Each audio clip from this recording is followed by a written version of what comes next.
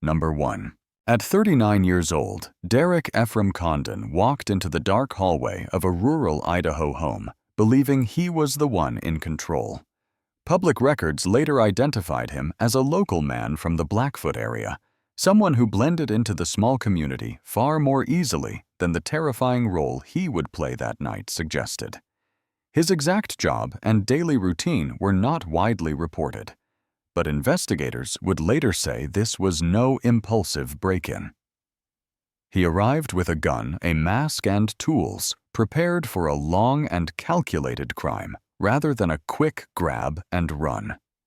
The house he chose belonged to 85-year-old Christine Janion, a mother who lived quietly with her disabled adult son in Bingham County.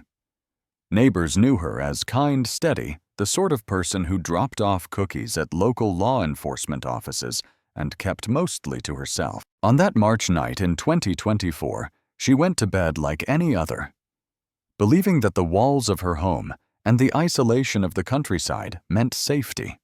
Just after 2 in the morning on March 13th, Christine woke to the beam of a flashlight and the outline of a man standing over her bed. He wore a military-style jacket and a black ski mask pointing both a handgun and the flashlight directly at her. Investigators believe Derek forced his way in through a window, then struck her in the head with the pistol while she was still in bed. He marched her at gunpoint into the living room and handcuffed her to a wooden chair. What followed was not a frantic, chaotic robbery. It was slow, deliberate, and deeply threatening. Derek demanded to know where her valuables were, pressing the gun against her head when she said she did not have much. Under pressure, she told him about 2 safes downstairs.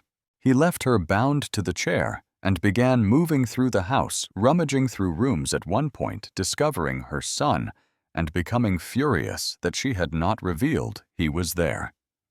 He threatened repeatedly to kill her. Christine, still handcuffed, made a desperate, painful choice. While Derek was downstairs, she dragged the heavy chair back into her bedroom inch by inch until she could reach under her pillow. There she kept a .357 Magnum revolver she had hidden for exactly the kind of worst-case scenario that most people hope never comes. She took the gun, moved herself and the chair back into the living room, and hid the revolver between the couch cushion and the armrest beside her. Then she waited. When Derek returned, the situation reached its peak. He was angry, still armed, still making threats. Christine listened, judged the moment, and finally decided it was in her own words to investigators, now or never. She reached for the revolver, drew it, and fired twice, hitting him. Derek fired back with his 9mm handgun until the magazine was empty, striking her multiple times in the abdomen, leg arm, and chest before he stumbled into the kitchen and collapsed. He died there on the floor of the home he had invaded. Christine fell to the ground, still in handcuffs, gravely wounded, and lay there for roughly 10 hours before she was found and taken to a hospital. Investigators arriving later discovered a broken window, a screwdriver near the door, footprints leading from Derek's car, a lockpick set, and a bag of stolen items from the house. The evidence painted a clear picture of a planned home invasion by a man who came armed and prepared to restrain his victim. Bingham County Prosecutor Ryan Jolly reviewed the case and ruled the killing a justifiable homicide, calling Christine's actions one of the most heroic acts of self-preservation he had ever heard of. There has been no detailed public profile of Derek's mental state or deeper motives, only the stark record of what he did in those hours before dawn. His story ends in that kitchen in rural Idaho, his death officially recorded as the result of a homeowner's lawful act of self-defense. Number 2. Miguel Antonio De Jesus, identified later as Hernando Riascos Torres, was about 38 years old when his life collided with a quiet street in Pasadena, Texas. Born in Colombia, his name had already passed through courtrooms and prison records. Police files showed a cocaine-related conviction in the mid-1990s followed by prison time and deportation back to Colombia. At some point, he slipped into the United States again under an assumed identity, trying to live in the shadows. Little is publicly known about his early years or family, but by the time he appeared in Houston, Miguel carried that criminal history like a permanent shadow. As an undocumented immigrant with a drug-related record, his options were narrow. Legal work and stability were hard to secure.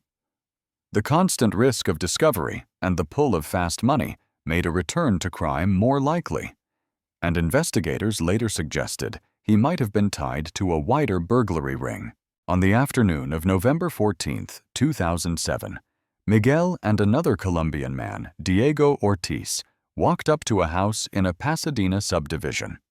Across the yard, 61-year-old Joe Horn watched from inside his home as the two men forced open a window and climbed into his neighbor's property. Horn picked up his phone and dialed 911, quietly describing each move as he watched them disappear inside. While the dispatcher urged Horn to stay indoors and wait for officers, Miguel and Diego moved quickly through the empty house, gathering cash jewelry and other valuables into a bag. Their target was property, not people. The homeowners were away, and the plan was to be gone before police arrived. Outside, however, the tension was building. Horn argued on the phone that Texas law gave him the right to stop the thieves. Finally, he ended the call, stepped outside with his 12-gauge shotgun, and walked toward his front yard. Moments later, Miguel and Diego emerged carrying the bag and crossed from the neighbor's yard into Horn's property. A plainclothes detective pulling up in an unmarked car saw Horn confront the men and order them to stop. They did not. Within seconds, Horn fired multiple shots. Both men fell in the grass, fatally wounded, and the burglary ended at the edge of that lawn. In the investigation that followed, authorities used fingerprints and records to confirm that Miguel Antonio De Jesus was actually Hernando Riascos Torres, a previously deported felon from Colombia. A Harris County grand jury eventually declined to indict Joe Horn, finding his actions justified under Texas law that permits deadly force in certain property crimes. The decision sparked protests from civil rights groups and debate across the country, while supporters praised Horn as a neighbor who refused to stand by. For Miguel, there would be no appeal, no further statement, and no second chance. His story ended on that suburban Texas lawn, his real identity fully uncovered only after his death. Number 3. Maxwell Cook was 19 years old when he followed two friends through the back door of a quiet home near Broken Arrow, Oklahoma, on a spring afternoon. He grew up in the Owasso area, described by classmates as an ordinary teenager who liked to hang out with friends and was not widely known as dangerous or violent. Like many small-town kids, he moved through high school life under the radar, a familiar face in crowded hallways, not a name that would ever be linked to a national debate about self-defense and the limits of a homeowner's power. Whatever his earlier path looked like by late March of 2017, Maxwell had fallen in with a small group willing to take serious risks. That day, he joined Jacob Redfern and Jacob Woodruff, all masked and dressed in dark clothing, and climbed into a car driven by 21-year-old Elizabeth Rodriguez. Investigators later said Rodriguez knew the property believed no one would be home and had even taken the teens to burglarize another building on the same land earlier in the day. The plan was to return break in through the main house and grab valuables fast. What the group did not count on was that the homeowner's son, 23-year-old Zachary Peters, was inside taking a midday nap. He woke to the sound of a door slamming and glass breaking at the back of the house. Looking from an upstairs window, he saw masked intruders moving toward the entryway. Peters retrieved an AR-15-style rifle and went to confront them. When Maxwell and the other teens forced their way into the home, the confrontation unfolded in a matter of seconds. Peters fired, striking all three intruders as they moved through the hallway and entry areas. Two of the teens died inside. One collapsed outside near the driveway. Maxwell never left the property alive. As deputies rushed to the scene, Elizabeth Rodriguez drove away later, walking into a police station and telling officers she had information about the shooting. Under questioning, she admitted that she had dropped the teens at the house and that the break-in had been planned in advance. She was arrested on multiple counts of felony murder and burglary under an Oklahoma law that allows accomplices in a deadly felony to be charged with homicide. The district attorney reviewed the evidence, including the 911 call, physical damage at the scene, and statements from Peters, and concluded that he had acted within the state's castle doctrine and stand your ground laws. No charges were filed against him, a decision that sparked intense public reaction from vigils for the teens to strong support for the homeowner's right to defend himself. Elizabeth Rodriguez later pleaded guilty to second-degree murder and burglary and was sentenced to 32 years in prison. For Maxwell Cook, the Broken Arrow home invasion ended with his death inside that house officially ruled the result of a lawfully defended home. Number 4. Andrea Miller was 28 years old when her name became attached to a late-night burglary in the Bixby Knolls neighborhood of Long Beach, California. Little is publicly documented about her childhood family or day-to-day life before that night. What is known comes mostly from police briefings and court records, which describe her as a local woman with a history of similar property crimes moving in the same circles as another repeat offender, Gus "Polly" Adams. By the summer of 2014, Andrea and Gus were no longer just struggling on the margins of legality. They were firmly inside a pattern of breaking into homes and targeting older victims. Investigators later said their crimes were not spontaneous. They believed the pair knew how to pick their moments looking for homes where residents were often away and where money might be stored in safes. On the other side of this equation was 80-year-old Thomas Greer, a retired man who had already been burglarized multiple times and who lived alone, increasingly anxious about being targeted again. On the night of July 22, 2014, Greer returned to his Long Beach home and walked into a situation he had dreaded. Inside, Andrea Miller and Gus Adams were already at work trying to pry open a safe in his office area. When he confronted them, they did not run. According to prosecutors, they lied and claimed to be police officers, then knocked him to the ground and beat him, leaving him scraped, bruised, and with a broken collarbone.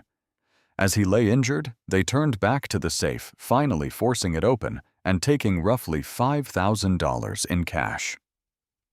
Greer could not simply walk out and get help. His front gate was padlocked from the outside, and a woman with a small child was at the gate demanding to be let in. A woman who later turned out to be Gus Adams's mother, Ruby, acting as a lookout. Greer retreated to his bedroom, retrieved a small-caliber handgun, often described as a .22 caliber revolver, and went back toward the office. Andrea and Gus saw he was armed and bolted from the room, heading out through the garage and into the alley behind the house. As they fled, Greer fired several shots inside and outside the home. Andrea was struck and fell near the garage, then got up and collapsed again in the alley. In interviews later, Greer said Andrea begged him not to shoot and claimed she was pregnant. An autopsy later confirmed she was not. The image that remained in news coverage was of a wounded woman in the narrow space behind a house. Her false plea, a last attempt to stop what was coming. The Long Beach Police Department opened a detailed investigation and presented the case to the Los Angeles County District Attorney's Office. Initially, there was public uncertainty about whether Greer would face charges, particularly because he admitted on television that he shot Andrea as she ran away. But in late January of 2015, prosecutors formally declined to charge him. In a written report, A deputy district attorney concluded that Greer, an elderly man who had just been assaulted and robbed in his own home, held a reasonable fear of imminent peril of death or great bodily injury, and that he exercised a legal right of self-defense under California law. Gus Polly Adams, Andrea's accomplice, was charged under a felony murder theory, as well as with burglary and robbery. A jury later acquitted him of murder, but convicted him of first-degree residential robbery and first-degree residential burglary, with special findings for great bodily injury and elder abuse. He was sentenced to 12 years in state prison. Ruby Adams, who served as lookout that night, pleaded no contest to residential burglary and received a 3-year state prison sentence. Official records now fix Andrea Miller's story to that single July night in Long Beach. A 28-year-old woman fatally shot during a home invasion, later found not to have been pregnant as she claimed her death ruled the result of an elderly homeowner's lawful act of self-defense. Number 5. At 16 years old, Antoine Speedy Parker walked into the reliable discount pharmacy in Oklahoma City with his face covered and his future already far more fragile than he understood. Court records list his legal name as Antoine Parker, but friends knew him by the nickname Speedy. A skinny teenager who moved fast, joked often, and was still very much a child in the eyes of his family. His mother would later describe him as a good son, who helped around the house and loved being with friends, not someone she ever imagined in the middle of an armed robbery. By the spring of 2009, though, Antoine was spending time with older, more hardened men. Investigators later said that he and another teenager, 14-year-old Javontai Ingram, were acting under the direction of 2 adults, Emmanuel E. Mann Mitchell and Anthony Black Morrison. These adults planned the robbery, provided a stolen getaway car, and according to court documents, supplied a handgun to the younger teen. For a boy like Antoine, still in his mid-teens, the line between trying to impress older peers and understanding the true stakes of an armed holdup may have been dangerously blurred. On a day in mid-May of that year, 2 masked figures stepped through the door of the pharmacy. Inside were pharmacist Jerome Ersland and 2 female employees. The teens came in fast, one of them armed, demanding drugs and money. Ersland reacted just as quickly. He drew his own handgun, aimed down the narrow aisle, and fired. 1 bullet struck Antoine in the head, dropping him to the floor and leaving him motionless.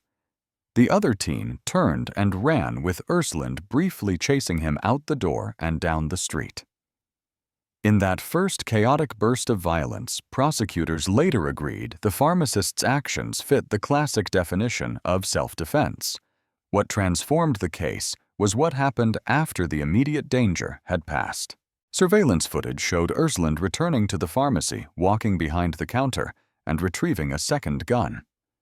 He then walked back to where Antoine lay on the floor, unarmed and unconscious, and fired 5 more shots into his torso at close range.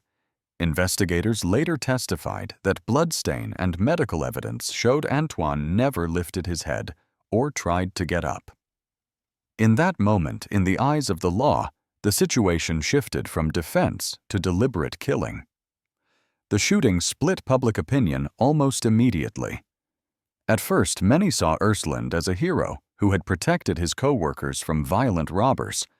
But as the security video and forensic details emerged, prosecutors charged him with first-degree murder.